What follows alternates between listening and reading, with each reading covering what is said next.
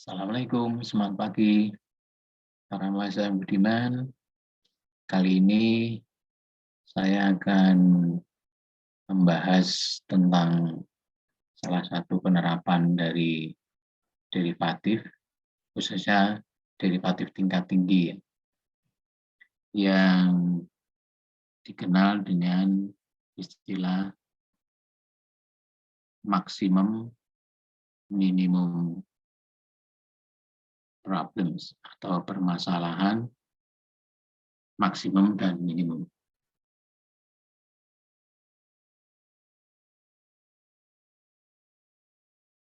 Saya kira kemarin kita sudah membahas tentang derivatif orde tinggi, di mana setiap kali kita melakukan derivatif, secara umum fungsi yang kita perlu itu masih kita bisa menderivatifkannya. Nah, salah satu penerapannya kali ini akan saya sampaikan tentang permasalahan maksimum dan minimum. Misalkan kita punya sebuah fungsi yang mana kalau kita gambarkan dalam bentuk grafik itu seperti ini. Jadi kita ambil aja dari interval A sampai dengan interval U. Jadi ada bentuk grafik yang kalau kita lihat dari sisi kiri ini naik, kemudian turun, kemudian naik lagi. Nah, ini sebuah gambaran awal dari permasalahan maksimum dan minimum. Jadi kalau kita lihat grafiknya ini, saya kira Anda masih sangat familiar dengan grafik yang digambarkan di dalam sistem koordinat kartesius.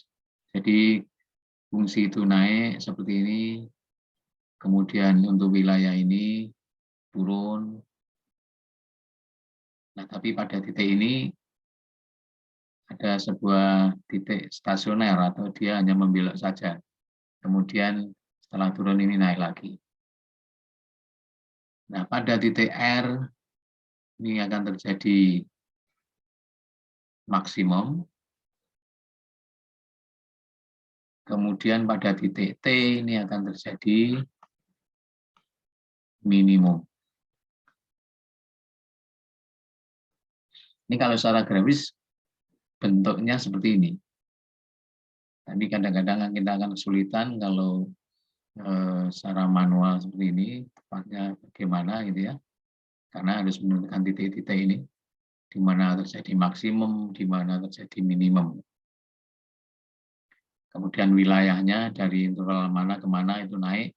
Kalau dalam hal ini A sampai dengan R ini naik, kemudian wilayah R sampai dengan T ini ada turun, tapi ada titik stasionernya di sini, hanya titik di sini terjadi titik belok.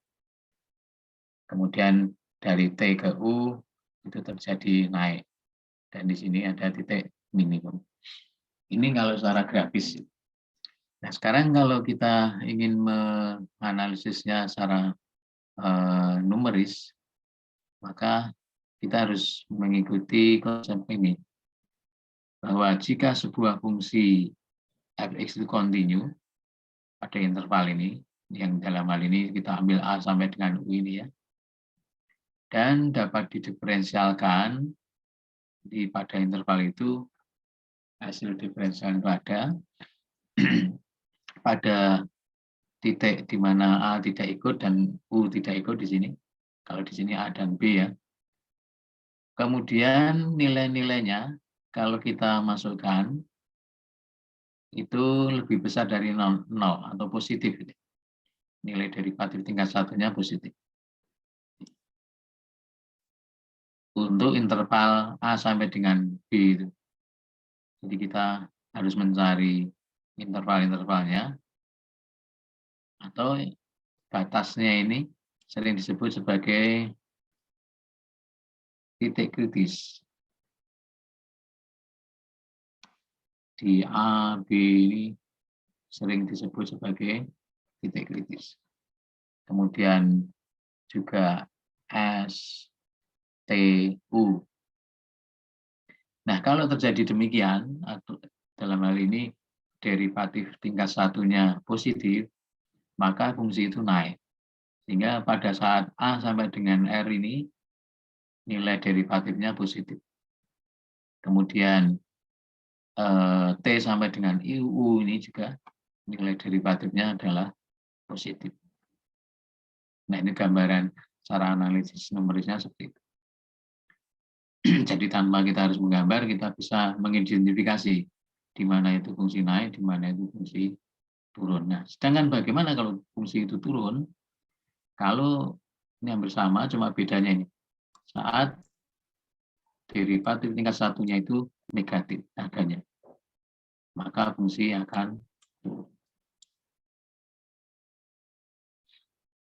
Nah, dari pemahaman atau pengertian-pengertian seperti ini, kemudian secara ringkas, ini ada beberapa poin yang harus dipenuhi untuk mencari harga atau menyelesaikan permasalahan maksimum minimum, sering disebut juga harga ekstrimnya atau titik kritisnya itu. Dalam hal ini kita masih membahas dalam fungsi dengan satu variabel bebas. Yang pertama adalah syarat perlu. Ini syarat harus ada bahwa adanya harga ekstrim itu kalau derivatif tingkat satunya sama dengan nol.